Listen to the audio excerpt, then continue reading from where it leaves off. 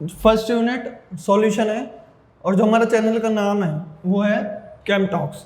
तो जो फर्स्ट हमारा जो लेक्चर है वो सॉल्यूशन के ऊपर होगा और सिर्फ बेसिक इंट्रोडक्शन है। तो अभी जो मैंने लास्ट वीडियो बनाई थी उसमें मैंने आपको ये बताया था जो सॉल्यूशन है वो किसके अंदर आता है, फिजिकल केमिस्ट्री के अंदर आता है और जो इसके डिस्ट्रीब्यूशन है वो 7 मार्क्स है। तो सबसे पहले सॉल्यूशन होता क्या है, तो हमें सॉल्यूशन में ऐसे सॉल्यूशंस पढ़ने हैं जो ट्रू सॉल्यूशंस हो। कैसे सॉल्यूशंस हो? True solution. तो ट्रू सॉल्यूशंस क्या होते हैं? ट्रू सॉल्यूशंस वो होते हैं जहां पर जो सॉल्यूट है वो कंप्लीटली डिसॉल्व हो जाए। सॉल्यूट क्या होए? कंप्लीटली डिसॉल्व हो सॉल्वेंट में। कंप्लीटली डिसॉल्व हो किसमें? सॉल्वेंट में। तो हमें ट्रू सॉल्यूशन से या फिर जो चैप्टर का नाम है सॉल्यूशन, उससे हमें ये पता चले कि हमें 2 टर्म यूज करनी है। कितनी टर्म्स यूज करनी है? 2 टर्म्स यूज करनी है, सॉल्यूट और सॉल्वेंट। और जो सॉल्यूट और सॉल्वेंट है इन दोनों को जो ऐड करके मिक्स करके जो बनता है वो हमारा क्या बनेगा? सॉल्यूशन बनेगा। क्या बनेगा? सॉल्यूशन। और हम इस चैप्टर में हमें ऐसे सॉल्यूशंस पढ़ने हैं जो होमोजीनियस हो। कैसे हो? होमोजीनियस। तो अभी हमने क्या पढ़ा? हमने पढ़ा सॉल्यूशन। सॉल्यूशन कैसे सॉल्यूशंस होते हैं? True solutions. ट्रू सॉल्यूशंस वो होते हैं जहां पर सॉल्यूट कंप्लीटली डिसॉल्व हो किसमें? सॉल्वेंट से। तो हमें इसमें 2 टर्म्स यूज करनी पड़ी, एक सॉल्यूट और एक सॉल्वेंट। दोनों को मिक्स करेंगे तो क्या बनेगा? सॉल्यूशन बनेगा। और कैसे सॉल्यूशन पढ़ने हैं? होमोजीनियस। होमोजीनियस ही क्यों बोला है? क्योंकि जो सॉल्यूशंस हैं वो 2 टाइप्स के हैं, homogeneous and heterogeneous. Word homo means same, मतलब कि यूनिफॉर्म होगा।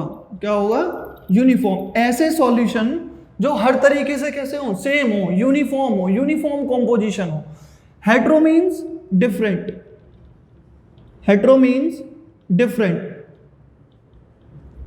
Non uniform composition. Non uniform कैसे हो? नॉन यूनिफॉर्म हो। जैसे हम लोग एग्जांपल लेते हैं salt in water. Salt in water, तो जो वाटर है उसमें जो सॉल्ट है वो कंप्लीटली मिक्स हो जाता है, तो वो जो सॉल्यूशन फॉर्म होता है वो यूनिफॉर्म होता है। कैसा होता है वो? यूनिफॉर्म। तो वो किसका एग्जांपल हो गया? होमोजीनियस का। किसका एग्जांपल हो गया? होमोजीनियस का, सॉल्ट इन वाटर। और जो यहाँ पे सॉल्ट है वो सॉल्यूट है और जो वाटर है वो हमारा क्या है? सॉल्वेंट है। सॉल्यूशन के अंदर जो कम क्वांटिटी में प्रेजेंट होगा वो सॉल्यूट है और जो लार्ज क्वांटिटी प्रेजेंट होगा वो हमारा क्या होगा? सॉल्वेंट। जो स्मॉल क्वांटिटी में है वो सॉल्यूट है और जो लार्ज क्वांटिटी में है वो हमारा क्या है? सॉल्वेंट। अब डिफरेंट कैसे बनते हैं? जैसे कि oil in water. Oil in water, water में ऑयल को मिक्स करोगे तो ऑयल की लेयर्स बनती हैं। क्या बनती है? ऑयल की लेयर्स। तो थोड़ी देर सॉल्यूशन को रखोगे, कुछ टाइम बाद ये देखोगे जो ऑयल है वो अलग लेयर फॉर्म कर रहा है और जो वाटर है उसकी क्या हो रही है? अलग लेयर फॉर्म होती है। तो ऐसे सॉल्यूशन है ये कैसे हैं? हेट्रोजीनियस है। कैसे हैं ये? हेट्रोजीनियस। तो होमोजीनियस जो होते हैं वो यूनिफॉर्म होते हैं। यूनिफॉर्म का मतलब कैसे सॉल्यूशंस है? ट्रू सॉल्यूशंस है, या ट्रू लिख लो या फिर ये बोल सकते हो कि क्लियर सॉल्यूशंस है। कैसे सॉल्यूशन है ये? Clear solution. इसलिए हमें इस चैप्टर में होमोजीनियस पढ़ने, हेट्रोजीनियस नहीं पढ़ने। इसका और एक रियल लाइफ एग्जांपल ले सकते हैं, जैसे कोल्ड ड्रिंक वगैरह है। कोल्ड ड्रिंक का एक सिप स्टार्टिंग का लो या फिर लास्ट वाला सिप लो, जो टेस्ट आता है वो क्या आता है? सेम ही आता है। क्यों? क्योंकि वो जो मिक्सचर है, वो जो सॉल्यूशन है वो यूनिफॉर्म है। कैसा है वो? यूनिफॉर्म। बट हेट्रोजीनियस जैसे बीकाजी का पैकेट आता है तो उसमें कभी एलमंड हाथ में आ रहे हैं तो कभी किसमिस हाथ में आ रही है। तो क्यों? क्योंकि वो ऐसा मिक्सचर है जो नॉन यूनिफॉर्म है, सेम नहीं है। कैसा है वो? डिफरेंट है। तो सॉल्यूशन जो है हमारे होमोजीनियस मिक्सचर है। अगर आता है डिफाइन टर्म सॉल्यूशन, तो सॉल्यूशंस क्या होते हैं? Homogeneous mixture of 2 or more than 2 components, 2 or more than 2 components which are completely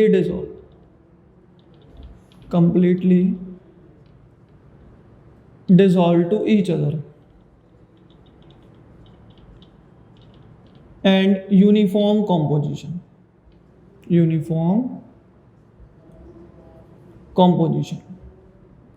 इसके एग्जाम्पल्स सॉल्ट इन वाटर या फिर sugar in water. Second term हमने क्या पढ़ी? Heterogeneous in which two components do not completely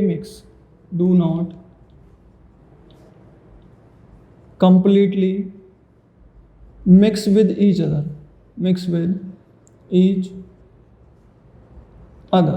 and non-uniform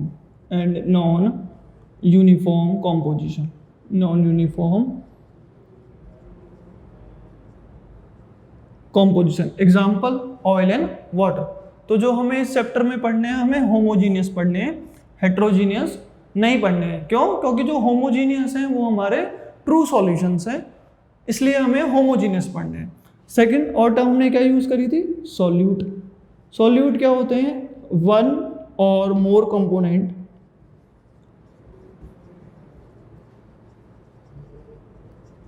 that are present in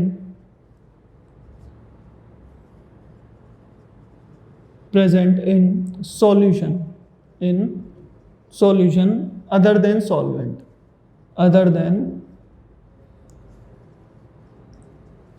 solution के अंदर solvent के अलावा जो भी चीज होगी वो क्या होगा? सॉल्यूट. फिर कौन सी टर्म यूज करी? Solvent which present in large quantity. Solution के अंदर जो लार्ज क्वांटिटी में जो प्रेजेंट है वो हमारा क्या होता है? सॉल्वेंट. तो चार terms homo, hetero, solute and solvent. जो नेक्स्ट टर्म आती है वो हमारी आती है बाइनरी. नेक्स्ट टर्म है बाइनरी मिक्सचर या फिर बाइनरी सॉल्यूशन. जो ये टर्म है इसमें देखो क्या वर्ड क्या यूज हो रहा है? बाय यूज हो रहा है. क्या यूज हो रहा है? By means two. तो बाइनरी में हम लोग कितने कंपोनेंट्स की बात करेंगे? 2 कंपोनेंट्स की बात करेंगे. कितने कंपोनेंट्स की बात करेंगे? 2 कंपोनेंट्स. तो बाइनरी सॉल्यूशंस क्या होते हैं? ऐसे solutions are those solutions in which 2 liquid components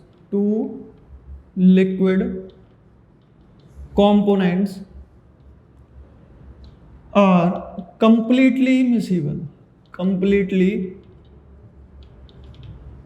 miscible. Miscible का मतलब होता है जो कंप्लीटली क्या हो जाए? डिसॉल्व हो जाए. और इमिसिबल का मतलब जो डिसॉल्व ना हो. Completely miscible with each other. Example ethanol dissolve in water. Ethanol solute और वाटर हमारा क्या है? सॉल्वेंट है. एक तरह से वाटर को हम लोग यूनिवर्सल सॉल्वेंट भी बोलते हैं. क्यों? क्योंकि इसमें ज्यादा कंपोनेंट क्या हो सकते हैं? मिक्स हो सकते हैं. अब यहाँ पे बाइनरी में हम लोग कितने कंपोनेंट्स की बात करेंगे? 2 कंपोनेंट्स की बात करेंगे. बट ये नेसेसरी नहीं है कि वो 2 कंपोनेंट्स लिक्विड हो. सॉलिड इन लिक्विड भी हो सकते हैं. सॉलिड इन लिक्विड जैसे सॉलिड क्या हो गया? ग्लूकोज. और लिक्विड हमारा क्या हो गया? वाटर. या फिर वो हो सकते हैं गैस इन लिक्विड जैसे कि ऑक्सीजन गैस हो गई. वो डिसॉल्व है किसमें? वाटर में. ऑक्सीजन उतनी ही डिसॉल्व होती है वाटर में जितना एक्वाटिक लाइफ क्या रह सके? अलाइव रह सके. देखो बेटा ये हमारी बेसिक टर्म थी सारी की सारी. सॉल्यूशन क्या होता है? सॉल्यूशन ट्रू सॉल्यूशंस होते हैं. ट्रू सॉल्यूशन सॉल्यूट और सॉल्वेंट से मिलता है. तो फिर सॉल्यूशन 2 होते हैं, होमोजीनियस एंड हेट्रोजीनियस. पर हमें कौन से पढ़ने हैं? सिर्फ होमोजीनियस पढ़ने हैं. क्यों? क्योंकि वो ट्रू सॉल्यूशंस है. फिर हमने एक एक करके उनके डिफाइन पढ़ा, क्या क्या डिफाइन होता है. फिर हमने पढ़ा बाइनरी.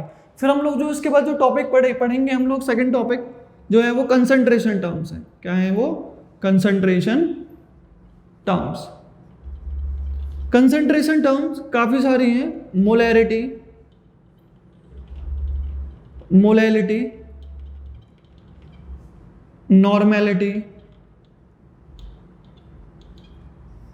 फॉर्मेलिटी। जो न्यू टर्म पढ़नी है 12th क्लास में वो है formality. Formality denoted by capital F, normality capital N, molality small m और molarity capital M. Mole fraction,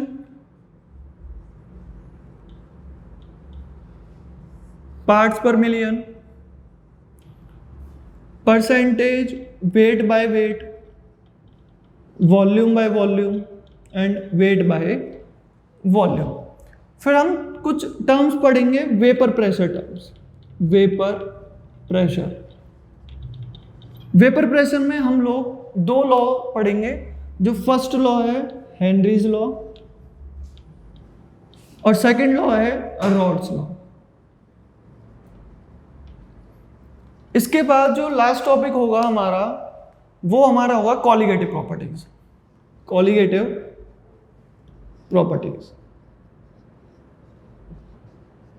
colligative properties 4 हैं। सबसे फर्स्ट है RLVP, relative lowering of vapour pressure. Second term है ऑस्मोटिक प्रेशर।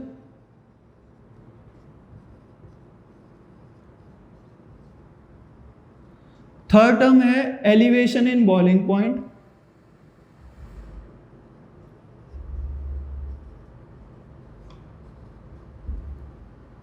फोर्थ टर्म है depression in freezing point. Depression in freezing point. तो हम एक एक करके पढ़ेंगे। तो सब जो हमारा जो नेक्स्ट टॉपिक होगा वो होगा हमारा कंसंट्रेशन टर्म्स।